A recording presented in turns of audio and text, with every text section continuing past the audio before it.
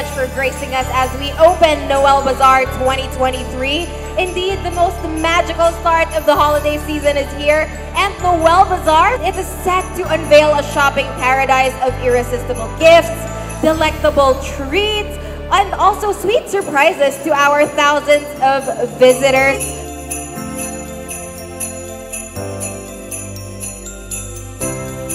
"22 years ago, ay bidang-bida yung ukay-ukay. Kahit saan ka tumingin, may mga maliliit na tindahan nag-uukay-ukay. Marami akong nadidinig na mga kaibigan ko nag-uukay-ukay, bumibili sa ukay-ukay.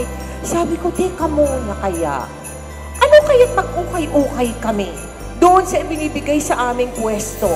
Pero iibahin ko. Para maganda, gagawin kong ukay-ukay ng mga sikat, katulad ni Julie Ann San Jose. Mga kaibigan, mula noon, 22 years ago, taon-taon po itong ginagawa. At taon-taon, nagdodonate ang Cut Unlimited, ang Noel Bazaar, sa GMA Kapuso Foundation.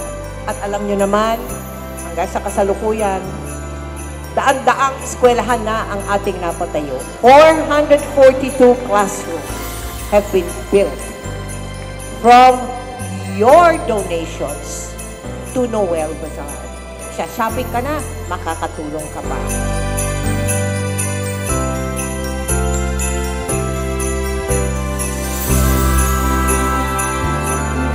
Napakasarap po kasi talaga sa feeling para sa atin din mga Pilipino kasi especially, di ba, magpapasko, kailangan nating mag-Christmas shopping. Pero nakakatuwa din po kasi because of Noel Bazaar, we are still able to help.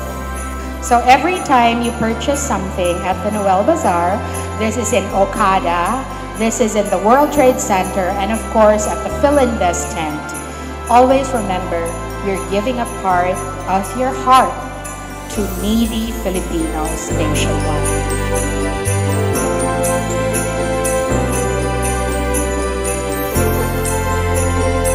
Maraming salamat po sa inyo, and thank you very much. Merry Christmas to all of you. Tara na, shopping na!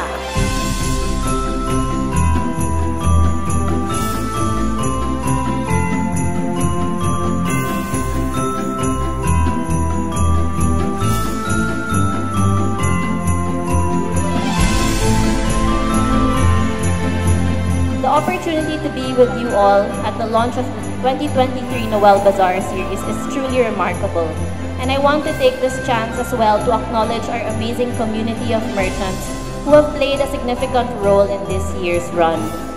We have over 1,000 inspiring MSMEs, a delightful mix of Noel Bazaar regulars and new upcoming businesses that you will encounter over the next 48 days. It has always been a driving force for our team to support our merchants by providing them a worthwhile opportunity to promote their businesses.